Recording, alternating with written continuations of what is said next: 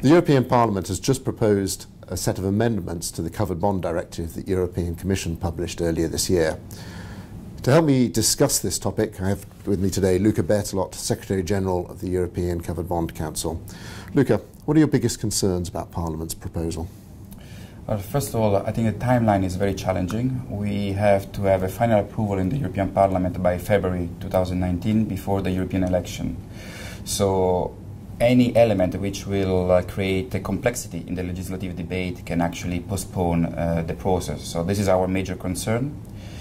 In the proposal, we see two elements of major concern from the industry. First of all, the treatment of quality. Article 6 is the guardian node of the Covered Bond Directive. That's the definition of assets? Exactly. How the directive is defining assets. And here we have different views and different requests from different sides of the market.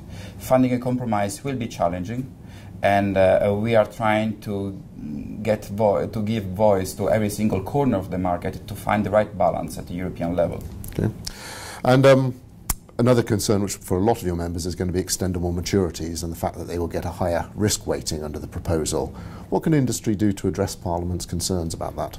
Well, first of all, we have to be able to explain exactly the important role played by extendable maturities in the last years into the market, facilitating access to the covered bond market to small and medium issuers in the south part of Europe. So it's really the spirit of the Capital Markets Union, give access to issuers to a crisis management tool. And we can make an effort to improve harmonization in the characteristic of soft bullet and conditional pass-through products.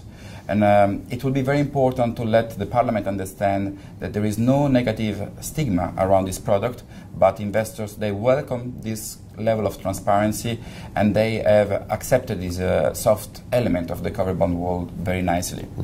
There are plenty of other topics in the proposal that we're going to need to discuss at the Munich conference. The 180-day liquidity rule, the changes to the triggers for extensions, third-party equivalence. But with all of these proposals, what's the final deadline for amendments and how quickly do we have to act now? Yeah, Munich will be an important date because we'll be actually a few days before the final deadline, the 25th of September. So for the entire covered bond community will be the chance to give strong messages to the European institution, all present there, and that this concern can actually be translated in real legislative debates in Brussels. And we want to give a strong support to the Capital Markets Union, and Munich will be a fantastic opportunity to give a strong response, market response to the European institutions. Perfect timing.